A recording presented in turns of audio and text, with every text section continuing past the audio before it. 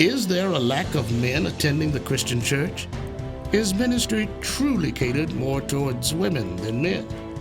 On this edition of AIB Presents, we take a closer look at uncovering the myth or truth that men in the Christian faith community are absent from the church.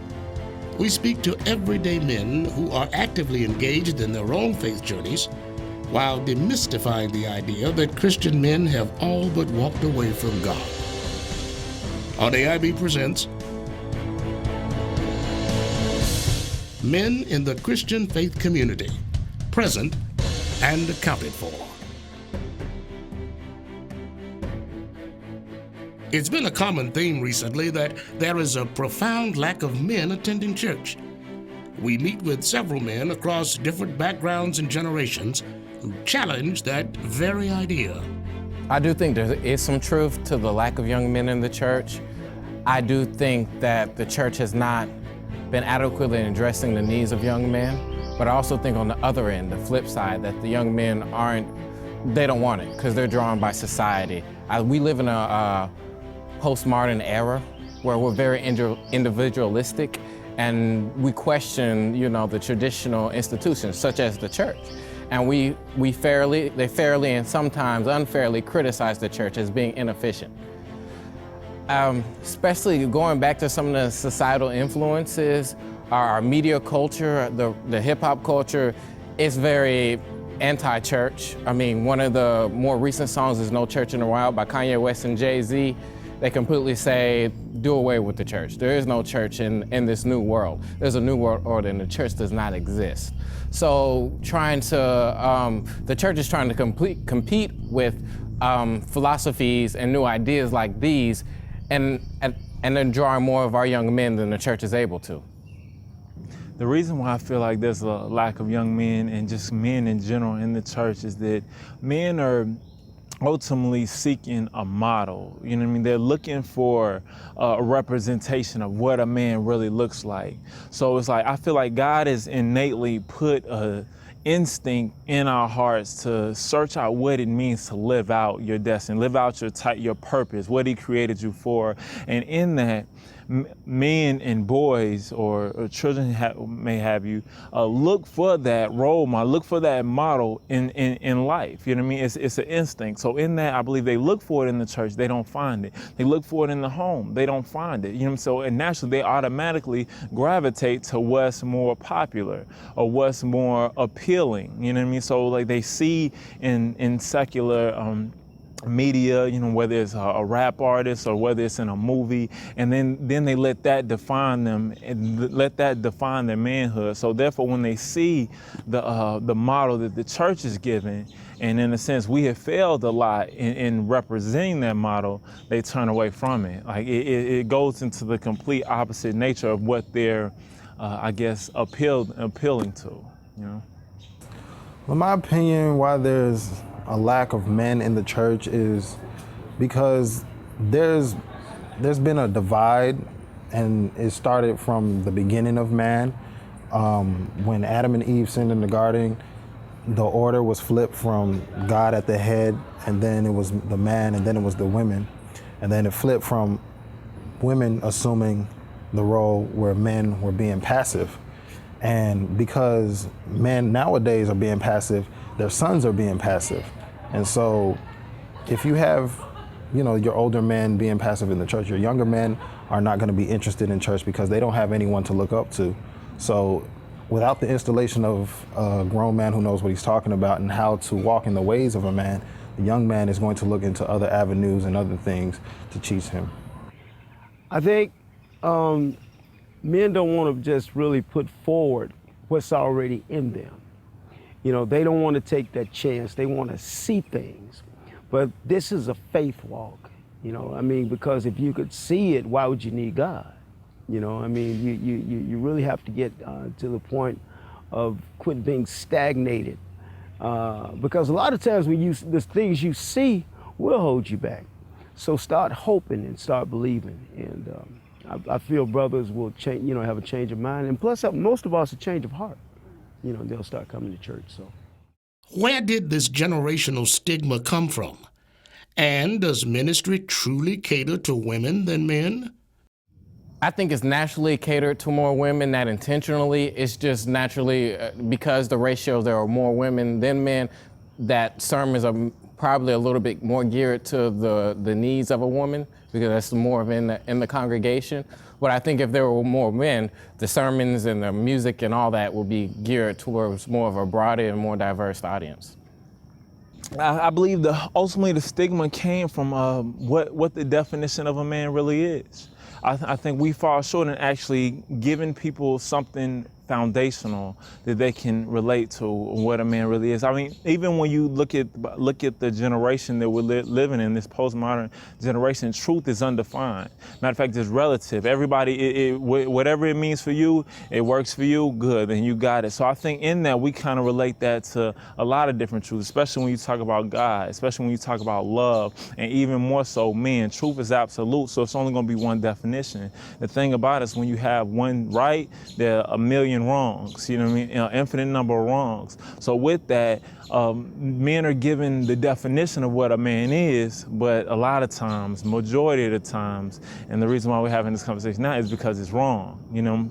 So when you get to defining a man, like what is a man? Like usually what I found out is that when people describe what a man is, when they define what a man is, they tend to describe a man rather than define it. When you define something, you're talking about its core, its essence, like what is it inside its being. But when somebody says, all right, what is a man? They say a man is providing, a man is loyal, he's faithful, he's trustworthy, you know, all kind of attributes. And then these attributes are infinite. They go on and on and on, and they relate to what they've seen in life.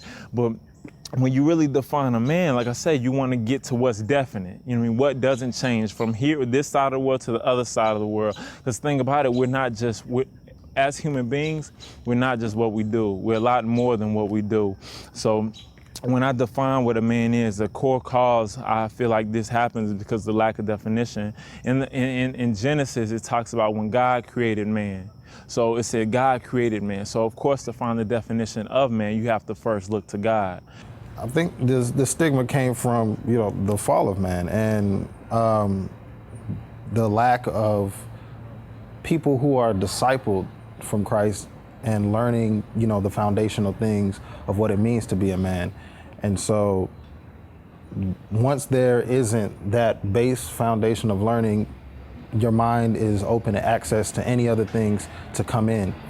And it can be the media, it can be just different other things such as education. It can be just anything other than what is being laid down as a foundation in the Bible that takes, you know, your young men into, you know, doing other things, and you know they want to learn the truth. Brandon Renda and Jonathan Inman explain how and when they began their profound walk with God. Well, I was raised in the church, been in the church my whole life. My mother is a devout Christian, so my home was founded on Christian principles. But me personally, I didn't come serious about Jesus until I was about 21. Prior to that, I was living the life. I mean, I was doing what I wanted to do. No attention paid to the church nor Jesus. But that lifestyle just became stale and unfulfilling. And I knew enough about God that I needed to turn my life around. So that's what I did. And it's been a snowball effect ever since. I just become deeper and deeper into this relationship with God. Now I'm utterly dependent upon Him. I wouldn't have any other way. That was the best decision I ever made. I know it's cliched that saying a decision for Jesus is the best decision we can ever make, but that's a well-worth statement. I was in college, my sophomore year in college, and just for instance, I wasn't raised by my father, like never met him until actually last past year. My mother raised me and my 4 younger brothers. We didn't grow up in church, never really went to church. For a time, I knew God existed. But you know, when you go through enough hardship in life, you question it. When you ask why, my mother passed from from sickness. She had lupus. Just life was just kind of just kind of throwed for a long time. And it literally made me question my belief in God, whether God existed or not. We all have, like I said, we all have that instinct in our hearts. But I remember one day pulling up to a red light and looking at a horizon. I'm from Atlanta. I was in Alabama, so the scenery is way more beautiful. And I'm just kind of looking and seeing like, wow, like, this is so beautiful. Like, this wasn't just by mistake, or this just didn't happen per chance. And then I started thinking back on my life, and I started thinking about all the places I've been, all the things I've done, all the things I've had to experience. And I know people who've been through the exact same thing who were just not where I was. I was a freshman in college, driving a really nice car, playing Division I basketball. I mean, life was just, and I could just look back and say, you know what, it wasn't absolutely me. You know what I mean? Like I know too many people who did the same things, who were locked up, crazy, dead, and so much more, who were just off.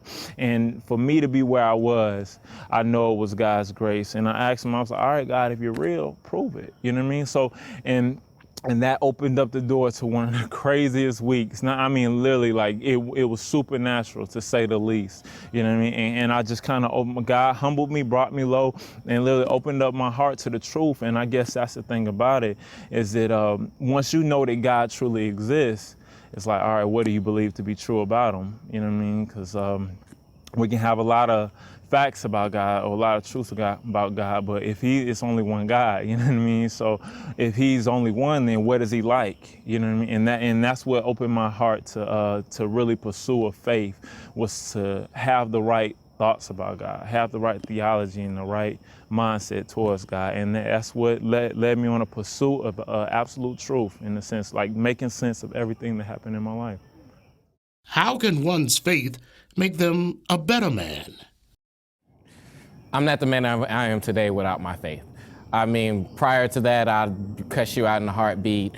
I'm capable of anything.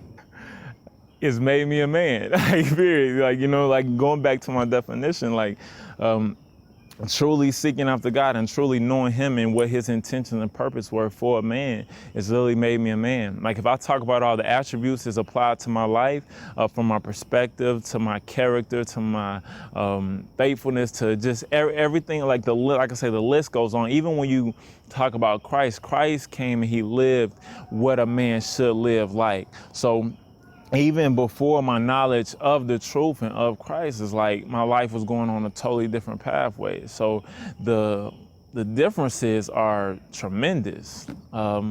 Simply, I will be dead, and there's no doubt about it. And I would just be completely off. Like, my biggest benefits is just having a stable mind, like having a clear mind, having truth, having love, true love, having right thoughts. So yeah, to say the least, man, the differences are infinite. I became a mentor to the Boy Scouts. I was awarded with helping the Boy Scouts as being one of the mentors. My son, who I never knew, came and found me, and we got the best of friendship right now. I'm very active in my church, bringing members in, like maybe 30 a month, just guess. I'm more productive. I feel better about myself, and I got a hunger for life now. I'm very hungry for life. How can the Christian faith community encourage more men to be actively engaged in their faith journey? There's two responsibilities here. One responsibility is on the young man, and one responsibility is on the church. Historically, the young generation, there's not enough involvement in the church because the church does not cater itself to the young man, okay? To be fair, that there are ministries in churches, there are really good churches that cater towards young men. And there are good ministries like teen ministries and stuff that draw on men. But as a whole, most young people find the church boring. They find the sermons not applicable to their lives. They find the music long, and some of the hymnals, they just can't relate to them. The hymnals are good, but I think a balance with contemporary music and that would draw more of them in. Secondly, on the young person's part, the message of Christ is timeless. It's for all people at all times. They have to sit down and rationally make a choice for Jesus. And I think if they did that, they'll start seeing the need to go to church. And at the same time, the older people in church need to start fostering discussion with the younger generation to show them that this is important and this is why it's important. It's too often that they don't tell them why. You just should go, because that's the right way to do. That's the right way to live. And I tell them why this is the right way to live. Well, I think one of the biggest things that would encourage young men to get back in the church is there's just a proclamation of truth. Like I said, the church has failed to really live out an example, and I think that's what men and young males and boys are failing to see, is somebody really walking it out and living it and representing it. Paul a lot of times said it in the Gospels that I'm filling up what's missing in your faith, or I'm taking on Christ's sufferings to show you, so we need somebody representing Christ to them so they can see that it's not about legalism, or it's not about just religion, or not about just a building. Like, even when you define what a church is, like the church is defined in the word as the pillar and buttress of truth.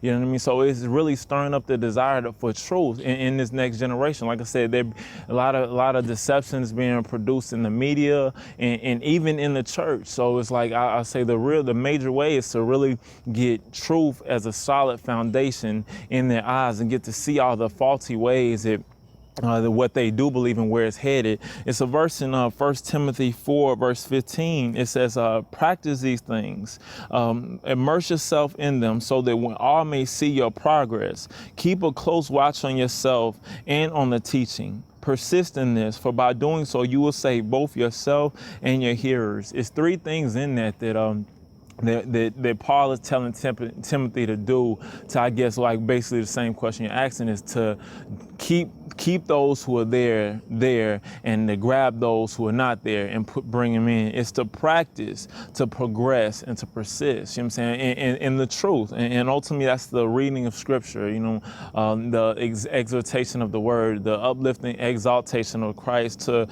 practice that, to live it out, be an example, you know what I mean, in faith and purity and love and hope in life, and to progress, to continue to do that. And likewise, just to persist, to be urgent and diligent about it, and to really to have the truth is to know, like, if I say 2 + 2 = 4 and you believe it's -4, and I'm like, I know the answer is 4, and one day I know that you're going to take a test and that's going to determine whether or not you're going to flunk out of school or not. My passion is going to want you to know the right answer, but at the same time, I would have to give you the truth in love. So being able to balance that truth in love and give it to this next generation. I feel like a lot of churches, a lot of ministries have fallen in that, is that they fail to pass on the truth to the next generation. Each and every Wednesday morning, just before 7 a.m., men gather at the lodge at Peach Street Presbyterian for Bible study and fellowship group that started some 20+ years ago. Dr. Ken Boa of Reflections Ministries leads this diverse group of men as they seek insight on their faith walk. This study has been going for over 20 years now, and it's one of 4 weekly studies that I do in the Atlanta area. And I love the idea of getting men together to think together about the issues of life, about how it relates to relationships, work, meaning, and purpose, and getting men to think those issues through rather than just reacting to the circumstances of life. I want them to have wisdom. And so one of the main motifs here is gaining a wisdom which is a top-down point of view, a vertical perspective on the problems of life, and a long-term perspective where we can not just look at the immediate, but looking together at what are the issues of life, what do I want my life to look like, and what adjustments do I need to make now to get me where I want to be. So I'd love to help business and professional people think those issues together and think them through together so that we can encourage and stimulate one another to a higher level of vitality and purpose than otherwise we might have elected to choose. The whole idea was just really started with a small group of people who wanted to get together just to study Scripture. And one thing led to another, and we met in a small office, and then it kept on growing, and now it's about 125 men.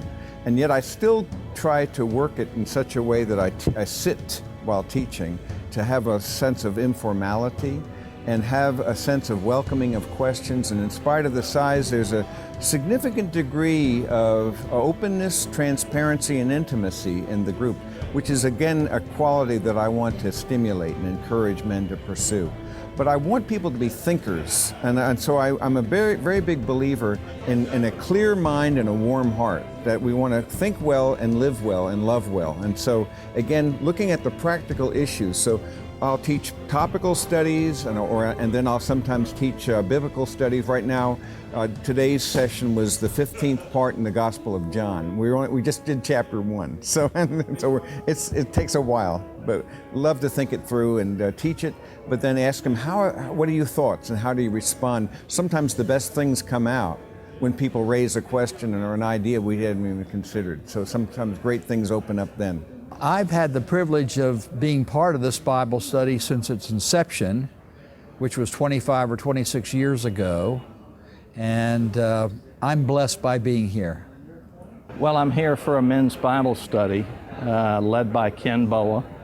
It's a wonderful fellowship of, unfortunately, older guys, but it's a good cross-section of young men from 30 to probably 80.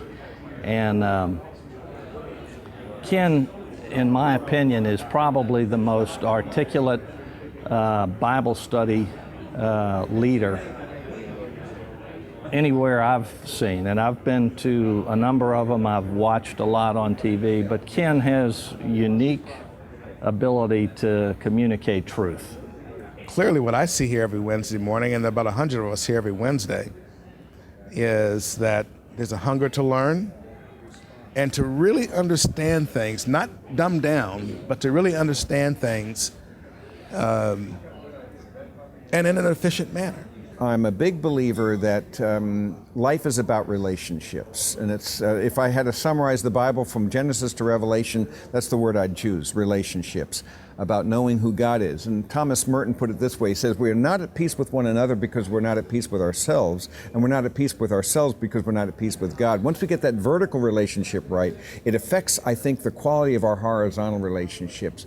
So it would make us more other-centered and better servants of people with our friends, with our spouse, with our co-workers, even the way we treat our customers and clients. It has bearing and relevance, the way we become other-centered, but you have to be secure enough to serve. And so I talk to the men a lot about identity and about who and whose you have become that gives you a stable basis of identity so that you're secure enough to become other-centered and serve and give it what you have away to other people.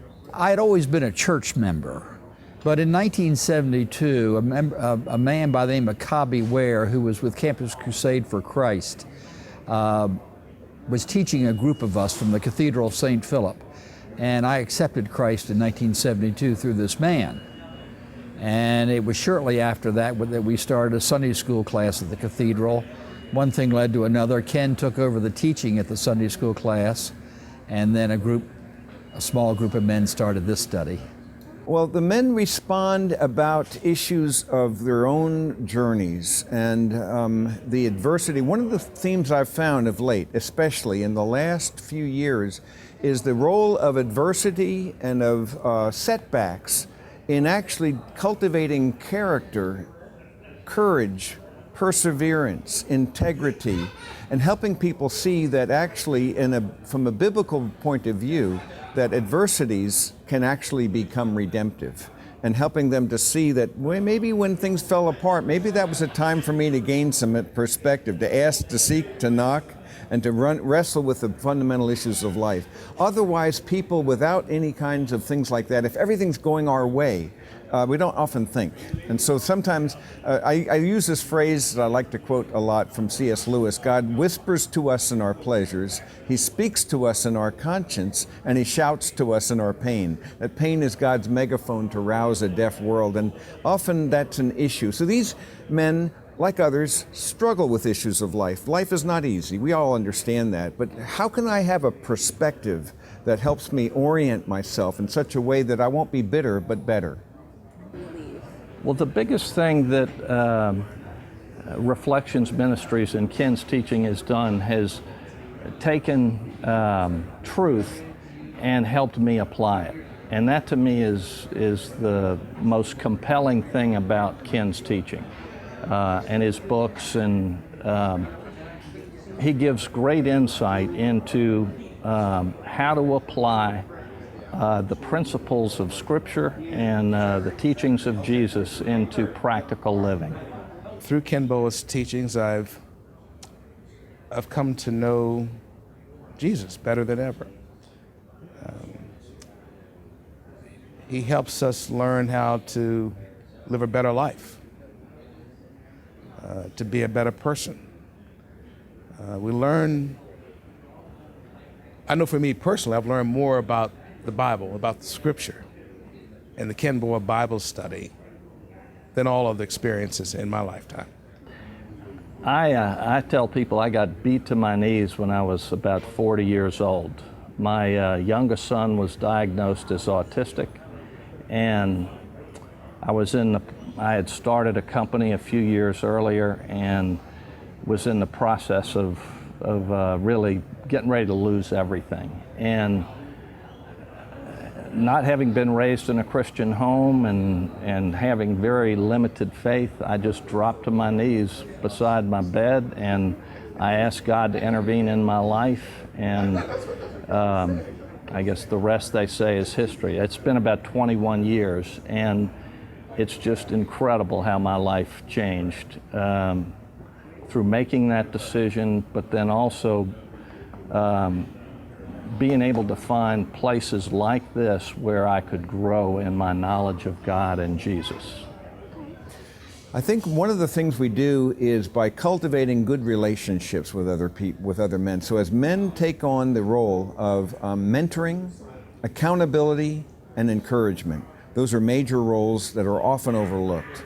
And we hear and read a lot about in the media when people who are prominent figures and then their whole lives fall apart because of some moral fault or something like that. It's never a blowout. It's always a slow leak. And my view here is that people need accountability and encouragement to stay the course and to become people who are not just floating downstream. I like to put it this way: any dead fish can float downstream. You have to be alive to go against the current. But when you see an alternative vision of a flourishing life, and that's what I'm trying to provide here, it can encourage them to become, yes, we can buy into that, and this can be transformative, and I can begin to see how it works at work and wherever I live.